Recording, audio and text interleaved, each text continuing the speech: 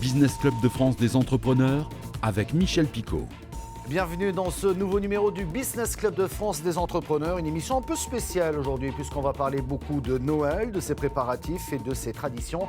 Et dans un instant, nous irons dans les Vosges pour visiter la confiserie des Hautes-Vosges. Les Vosges, justement, dans la région Grand Est, ou plus précisément en Lorraine, où on célèbre la Saint-Nicolas depuis plus de 1000 ans. Saint-Nicolas distribue dans la nuit du 5 au 6 décembre des friandises aux enfants sages. Le père Fouettard l'accompagne aussi, il faut le savoir. Mais pour les enfants gentils, quelle confiserie? Partons donc visiter la confiserie des Hautes-Vosges dans ce reportage de Vosges TV. La recette coûte de plus en plus cher. Sucre, eau, un peu de colorant et après une ou deux étapes, vous obtenez des bonbons. La confiserie des Hautes-Vosges à plein fin en fabrique plus de 400 tonnes par an. Peu d'ingrédients, certes, mais cela n'empêche pas l'entreprise de voir ses coûts de production augmenter, avec une hausse des prix du gaz et surtout de l'élément de base. Le plus gros impact pour nous, c'est nos matières premières, aussi bien sucre, sirop de glucose multiplié par 2. On a aussi un gros surcoût sur les sachets, tout ce qui est emballage, puisque tout ce qui a été sachet, que ce soit du plastique, du papier, tout a été fortement augmenté. Des contingences sans impact pour les visiteurs venus découvrir l'atelier. J'admire les professionnels parce que quand ils manipulent la pâte à 80 degrés, ça me fait peur. Là, les bonbons sont reliés les uns aux autres, montent sur un tapis roulant, seront refroidis tout au long par une série de ventilateurs. On connaît le goût sucré d'un bonbon, mais là on est surpris de voir comment c'est fabriqué et c'est très agréable. 50% de la distribution se fait ici, en boutique. La confiserie ne fait que de la vente directe. 2021, on était encore un petit peu embêtés. Pour le coup, 2022, c'est une année pleine, une année complète, qui pourra nous servir d'une année de référence et qui est pour nous la plus belle année de la confiserie des Hautes-Vosges depuis sa naissance, donc 37 ans d'existence. Pas question pour autant de rester sur ses acquis. La confiserie a lancé cet été une nouvelle gamme de bonbons. Des bonbons sans sucre, mais avec des édulcorants pour les clients diabétiques. Et après les bonbons, nous partons à la découverte du miel AOP de Lumio, c'est en Corse. Benjamin Canac de Télépaysé. On est d'abord des éleveurs d'abeilles, donc tout le travail sur les ruches, de les suivre tout au long de l'année, l'entretien du matériel, voir qu'elles vont bien. Et puis après, quand tout est bon, la récolte, l'extraction du miel, tout ce travail-là. Quand on nous dit « Ah, votre miel, il est bon », ce que je dis à chaque fois aux clients, je le dirai aux abeilles. Effectivement, il y a un travail à faire qui est de respecter la production du miel par l'abeille. On récolte des cadres qui sont entièrement operculés, de manière à avoir un produit vraiment fini par l'abeille, que vous n'avez pas à travailler après avec des humidificateurs ou quoi que ce soit.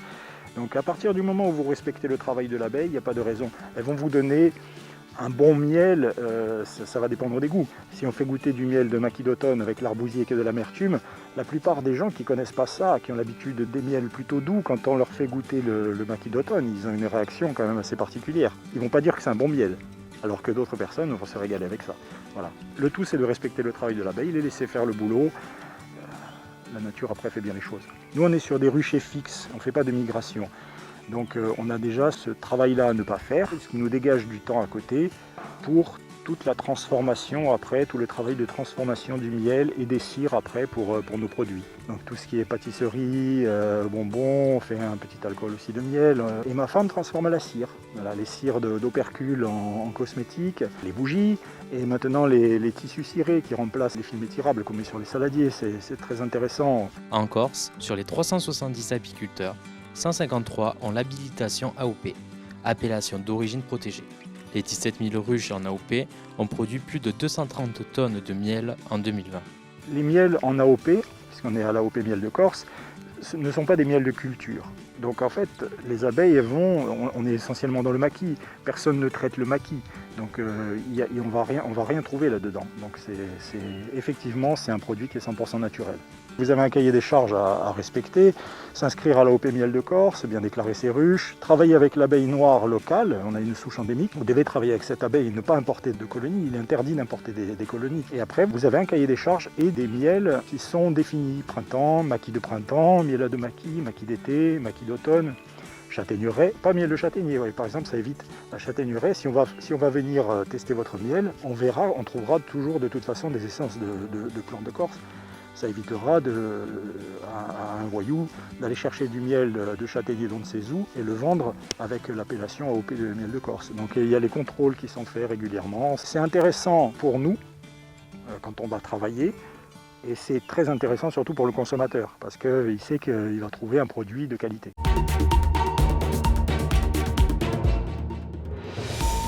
Les grandes manœuvres dans le marché de la santé animale, Cévetis, un groupe de cliniques vétérinaires français qui compte déjà 150 établissements dans notre pays, entend doubler de taille après avoir levé 250 millions d'euros. Parallèlement, deux groupes anglo-saxons, Evidensia et Anicura, se donnent les moyens de leur développement, même si le Conseil de l'ordre des vétérinaires s'est penché sur leur développement accéléré, car ces deux groupes, au-delà de la santé animale, produisent aussi via leur maison mère des aliments pour animaux, ce qui pourrait poser problème. Il faut dire que ce marché est en croissance constante en France, il pèse déjà 4,3 milliards d'euros. Le plus gros producteur de papier Kraft, le groupe Gascogne, au bord de la faillite en 2014 et plus gros employeur dans les Landes avec 2200 salariés, se relance après des années difficiles, réorganisation, nouvel actionnaire et aujourd'hui un programme d'investissement pour un montant de 330 millions d'euros dont une partie sera consacrée à l'achat d'une nouvelle machine à papier Kraft. L'Île-de-France, les Hauts-de-France et l'Occitanie, voilà les trois premières régions où l'on tourne le plus de séries TV. La région parisienne a toutefois un peu perdu de sa superbe. Il faut dire que les autres régions sont friandes de ce type de tournage, car les retombées économiques peuvent être importantes. Même s'il est difficile de mesurer dans le détail les retombées économiques, le journal Les Échos nous précisait il y a quelques jours que la série, par exemple, Un si grand soleil, tournée à Vendargues dans l'Hérault, mobilise 295 techniciens, 300 comédiens, tout ce beau monde plus les retombées touristiques rapporterait chaque année 8,7 millions d'euros. Pour 1 euro investi, ce serait 7 euros de retombées économiques, sans mesurer l'attraction touristique difficilement chiffrable. Pour la série HPI par exemple, qui a été tournée en région lilloise, c'est même 10 euros de retombées. Alors la question en voyant ces jeunes start-upers, est-ce que tout est possible? Point d'interrogation. Philippe Croison, que nous avons reçu dans cette émission il y a quelques mois, a publié récemment « Tout est possible, à vous de jouer ». Vous le savez certainement, à l'âge de 26 ans, Philippe Croison a été victime d'un terrible accident. Sur le toit de sa maison, antenne de télévision en main, il trébuche, l'antenne touche une ligne de haute tension de 20 000 volts. Le drame, il perd ses deux jambes et ses deux bras. Mais qui aurait pu imaginer, écrit-il, que je réaliserais mes rêves les plus fous? Il a traversé la Manche à la nage, il a fait le Paris-Dakar et il dit tout simplement « Je peux aussi me brosser les dents ». Il ne manque pas d'humour, tout est possible. Philippe Croison en est convaincu. Pour lui, qu'est-ce que vous avez à perdre finalement? Vous ne pouvez que gagner finalement dans cette affaire. Philippe Croison, après ce qui lui est arrivé, il n'a pas baissé les bras, souvenez-vous. Je ne pouvais pas trop baisser les bras, j'en avais plus déjà à ce moment-là, mais c'est vrai qu'il y a eu les fameuses 5 phases, je l'explique dans mes conférences, les fameuses 5 phases, les phases du deuil, la négation, on refuse de ce qui nous arrive. Vous savez, ces 5 phases, elles se passent individuellement et collectivement, c'est la même chose. D'abord la négation, ensuite la négociation, on essaie de se reconstruire, on essaie de réfléchir un petit peu. Est-ce que ma vie est finie? Est-ce qu'on peut continuer encore un petit peu? La dépression, la terrible phase de colère et enfin la phase de retour à la vie. Moi, j'ai réussi à franchir ces 5 phases grâce à ma famille et mes amis. Ma famille, mes amis ont été mon premier tuteur de résilience. Dès que j'ai eu mon accident, il y a toujours une équipe autour de moi. D'abord les pompiers, le SAMU, l'hôpital, le centre de rééducation. Et quand je suis rentré chez moi, ma famille et mes amis. Et quand je mène mes aventures, il y a toujours une équipe. Le jeu, J-E, n'existe pas. C'est on avance ensemble et on réussit ensemble. Et Philippe Croison est un homme de défis, c'est son moteur d'ailleurs. L'envie, juste l'envie. Ce n'est pas mener un défi pour mener un défi. C'est juste que j'ai envie. Vous savez, aujourd'hui, dans notre société, moi, mon mode de fonctionnement aujourd'hui, pour vous expliquer rapidement, c'est j'ai d'abord une idée. Ensuite, je prends les infos. J'ai peur, mais c'est trop tard. L'aventure est lancée. Alors que beaucoup trop de gens dans notre société ont des rêves, des envies ou des objectifs. Mais en deuxième position, ils vont mettre la peur du changement. Et surtout avec la fameuse phrase « Qu'est-ce que je risque ?» C'est fini. Ils s'enlèvent 80% de chance d'y aller, juste en se posant la mauvaise question « Qu'est-ce que je risque ?» Donc, alors que moi, aujourd'hui, voilà, j'ai envie, je vais. Et après, je me rends compte que ça va être dur. Et peut-être que beaucoup de gens autour de moi vont dire « Mais Philippe, ce n'est pas possible. » Mais l'équipe est montée. Et on va leur montrer que c'est possible. Donc ça, c'est vraiment mon mode de fonctionnement aujourd'hui. J'ai une envie, alors je ne me fixe pas de limite, j'y vais. Allez, nous partons tout de suite à Fleury, c'est en Moselle, pour découvrir l'entreprise Grenouiller. Ils font du café. Reportage de Lucie Philippeux de Moselle TV.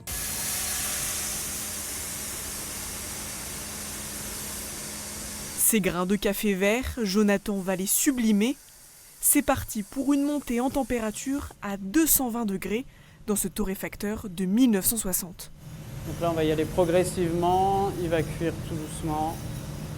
On va bien contrôler la vitesse d'évolution. Après 11 ans à travailler dans l'industrie du café, cet ancien commercial rencontre la famille Wolf, les anciens torréfacteurs du lieu. Je pense que c'est réellement la passion qui a pris les devants et au bout d'un moment, je me suis dit il faut que je me lance, quoi. En fait, j'ai envie de créer quelque chose. J'étais passionné par le café. Et l'histoire aussi avec la famille Wolf a fait que j'ai pu acquérir aussi certaines connaissances. L'ancienne clientèle était plutôt professionnelle. Il a voulu développer celle des particuliers. Tout type de personnes qui viennent. On a les personnes qui sont très pointilleux, qui connaissent très très bien le café. Et on a des gens qui veulent le découvrir de plus en plus. Donc on a tout type de clients en fait. On en consomme tous les jours, mais on ne sait pas réellement ce que c'est, et dans quelles conditions c'est fait, et ce que ça peut développer comme arôme et saveur, parce qu'on a tellement l'habitude du produit en tant qu'industriel, torréfacteur industriel, qu'on ne sait plus en fait réellement quel goût a le café. C'est aussi un peu de muscu, le café. Depuis novembre, Grenouiller et ses produits font partie de la famille Qualité Moselle. Jonathan devrait bientôt embaucher une personne pour l'épauler dans cette belle aventure. Voilà, et pour info, je me suis amusé à chercher et j'ai trouvé quelques traditions de Noël dans nos régions. Par exemple, en Normandie, le soir de Noël, on fait brûler une bûche dans la cheminée et c'est le membre de la famille le plus âgé qui dépose les restes de la bûche récupérée l'année dernière. La famille invite ensuite les enfants à prier pour que cette nouvelle souche leur offre beaucoup de cadeaux. En Gironde, on aime également jouer avec le feu puisque dans la nuit du 24 au 25 décembre, on brûlait dans les villages le halad des Nadao. C'est une grande gerbe de paille. Ensuite, les parents et les enfants faisaient le tour des champs en récitant des incantations pour protéger les futures récoltes. Un petit mot en Alsace, on en a déjà parlé. En Alsace, on fête Noël 4 semaines avant, le 6 décembre, avec la Saint-Nicolas. On distribue des clémentines, des pains d'épices et autres friandises gourmandes. Merci beaucoup de votre fidélité. Cette émission spéciale est visible sur le site internet de l'émission ou sur celui de votre télévision locale. Au nom de toute l'équipe du Business Club de France, permettez-moi de vous souhaiter de très bonnes fêtes de fin d'année et un joyeux Noël. À la semaine prochaine.